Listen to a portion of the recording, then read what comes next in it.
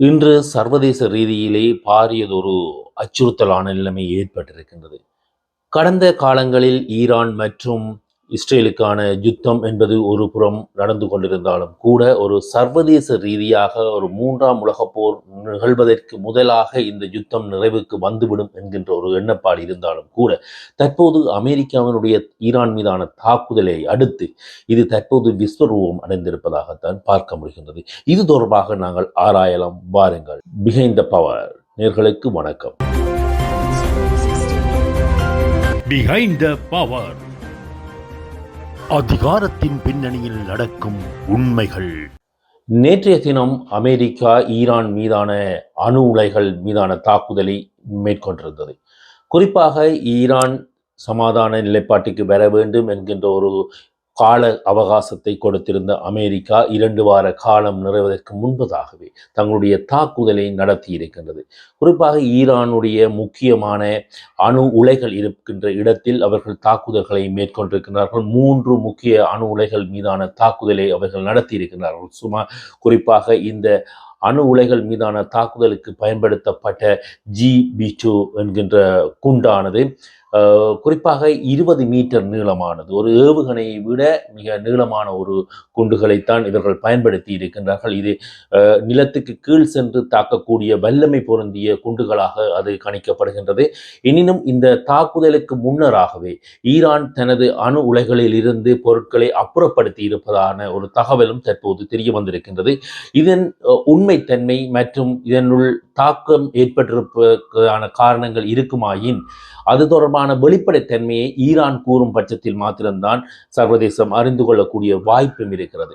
ஆகவே இவ்வாறான ஒரு நிலையில் தான் தற்போது இந்த யுத்தத்தின் அடுத்த கட்டம் நகர்த்தப்பட்டிருக்கின்றது. தற்போதைய சூழலிலே அமெரிக்காவினுடைய ஈரான் மீதான தாக்குதலின் பின்னரான காலத்தில் சர்வதேச நாடுகள் மத்தியில் ஒரு போர் சூழல் மூலமா என்கின்ற ஒரு ஐயப்பாடு ஏற்பட்டிருக்கின்றது. குறிப்பாக 2 தரப்பினருமே, அதாவது இஸ்ரேல் மற்றும் ஈரான் 2 நாடுகளும் தமக்கான ஆதரவு தளத்தினை பிறப்பிப்பதற்கான முயற்சியில் மேற்கொண்டு கொண்டிருக்கின்றார்கள். குறிப்பாக ஈரானை பொறுத்த வரைக்கும் ரஷ்யா மற்றும் சீனா, வடகொரியா போன்ற நாடுகளோடு தங்களுடைய உறவை புதுப்பித்துக் கொண்டிருக்கின்றார்கள். இதேவேளை இங்கே இஸ்ரேலை பொறுத்த வரைக்கும் அமெரிக்கா மற்றும் அமெரிக்காவோடு இணைந்த நாடுகளோடு தங்களுடைய கூட்டினை பலப்படுத்துவதற்கான வேலை திட்டத்தை மேற்கொண்டு கொண்டிருக்கின்றார்கள். ஈரான் மீதான நேற்றைய அமெரிக்க தாக்குதலின் பின்னராக ஒரு சர்வதேச ரீதியில் ஏற்பட்டிருக்கின்ற இந்த போர் சூழலானது ஒரு 3ஆம் உலகப் போரை கொண்டு வருமா என்கின்ற ஒரு நிலைப்பாட்டு அதிகரித்திருக்கின்றது. சர்வதேச ரீதியிலே ஒரு பொருளாதார பின்னடைவை ஏற்படுத்துகின்ற வகையிலான இந்த யுத்தம் தற்போது கடல்வழி போக்குவரத்துக்கள் மற்றும் ஆகாய மார்க்க போக்குவரத்துக்களுக்கும் பாரிய ஒரு தடையாக மாறியிருக்கின்றது. குறிப்பாக அரேபிய கடல் வழியினூடாக வருகின்ற கப்பல்களை தங்களுடைய அனுமதியின்றி செல்வதற்கு அனுமதிக்க முடியாது என்று ஈரான் பகிரங்கமாக தெரிவித்திருக்கின்ற நிலையில் ஈரானுக்கு சார்பாக ஏமன் நாடும் கூட தற்போது உத்தியோகபூர்வமாக ஒரு யுத்த முன்னறிவித்தலை வெளியிட்டிருக்கின்றது. இதன் காரணமாக ஏமன் ஏற்கனவே கடல்வழி போக்குவரத்துக்கு பாரிய ஒரு சிம்ம சொப்பனமாக இருந்த நாடு. ஆகவே தற்போது அவர்களுடைய போர் அறிவித்தலானது இந்த அரேபிய கடல் வழியிலான கப்பல் போக்குவரத்தை பாரிய ஒரு பின்னடைவுக்கு கொண்டு செல்வோம் என்பதிலும் எந்தவித ஐயப்பாடுகளும் இல்லை. ஏற்கனவே இந்த அரபிய கடல் பகுதியிலே ஜலசந்து என்ற பிரதேசத்திலே ஒரு கப்பல் தற்போது எரிந்து வருகின்றது. ஆனால் எண்ணெய் தாங்கிய ஒரு கப்பல்லாம் எரிந்து வருவதாக தகவல்கள் கிடைத்திருக்கின்றன. ஆனால் இந்த கப்பல் தீப்பற்றி இருப்பதற்கு காரணம் விபத்தா அல்லது இந்த 2 நாடுகளினுடைய யுத்தத்தின் ஏற்பட்ட விளைவுகளா என்பது தொடர்பான ஆய்வுகள் தற்போது மேற்கொள்ளப்பட்டுக் கொண்டிருந்தாலும் கூட ஈரான் மீதான அணு உலைகள் மீதான அமெரிக்காவின் தாக்குதலானது ஒரு பாரதூரமான விளைவினை ஏற்படுத்தி இருக்கின்றது. தற்போது ரஷ்யா மற்றும் சீனா என்பன ஒரு பலத்த கண்டனத்தை தெரிவித்திருக்கின்றன. இதற்கு அப்பால் அமெரிக்காவின் ஜனாதிபதி மீதான எதிர்ப்பு குறைகள் அந்த நாட்டிலேயே ஏற்பட்டிருப்பதை நாங்கள் அவதானிக்கக்கூடியதாக இருக்கின்றது. இவ்வாறான சூழலில் ஈரான் மீதான தாக்குதலுக்கு அமெரிக்கா பயன்படுத்திய அந்த குண்டானது சுமார் 20 மீட்டர் நீளமானது, ஒரு ஏவுகணையை விட மிக நீளமான ஒரு குண்டினை இவர்கள் பயன்படுத்தி இருக்கின்றார்கள். குறிப்பாக 3 அணு உலைகள் மீதான தாக்குதலுக்கு இந்த வகையான குண்டுகள் பயன்படுத்தப்பட்டிருக்கின்றன. குறிப்பாக GB2 என்கின்ற குண்டு பயன்படுத்தப்பட்டிருப்பதாக தெரிவிக்கப்படுகின்றது. இது நிலத்தை துளைத்துக் கொண்டு, அதாவது கொங்கிரீட்டாக இருந்தாலும் கூட துளைத்துக் கொண்டு சென்று தாக்க வல்லதாக தெரிவிக்கப்படுகின்றது. ஆனால் ஈரானை பொறுத்த வரைக்கும் ஈரான் குறித்த அணு உலைகளில் இருந்து தங்களுடைய பொருட்களை அனைத்தையும் அப்புறப்படுத்தி இருப்பதாக தெரிவித்திருக்கின்றது.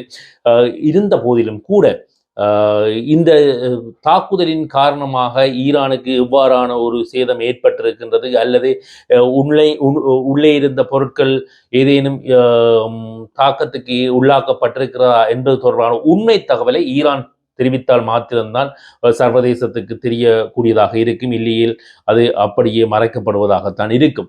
இவ்வாறான ஒரு சூழலில் சர்வதேச ரீதியாக ஏற்பட்டிருக்கின்ற இந்த போர் சூழலானது இலங்கை போன்ற ஆசிய நாடுகளுக்கும் பாரியதொரு அச்சுறுத்தலாக அமையப் போகின்றது. ஏனெனில் எண்ணெய் வளம் மற்றும் கப்பல் போக்குவரத்துக்கு அடக்கங்கள் பாதிக்கப்படுகின்ற போது பொருளாதார ரீதியாகவும் ஒரு பின்னடைவை எதிர்நோக்குகின்ற நிலைமை காணப்படுவதற்கான வாய்ப்புகள் அதிகமாகவே இருக்கின்றன.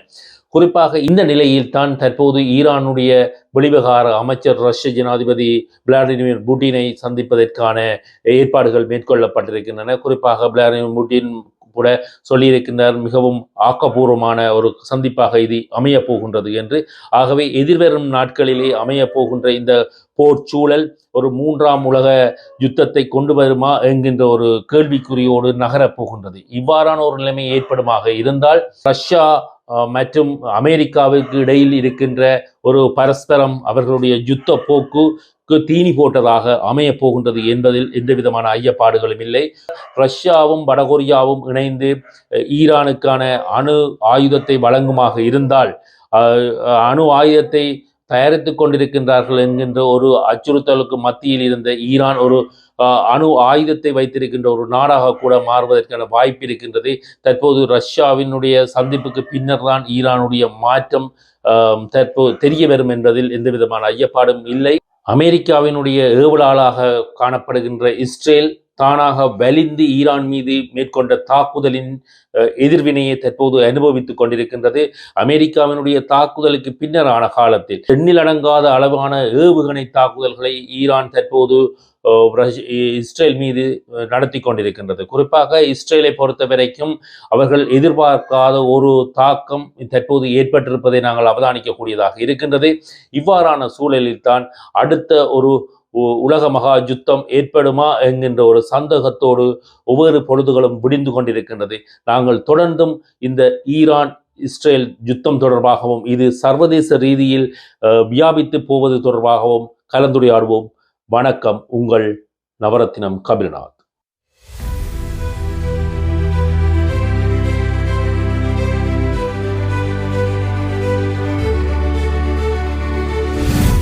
Behind the Power. அதிகாரத்தின் பின்னணியில் நடக்கும் உண்மைகள்.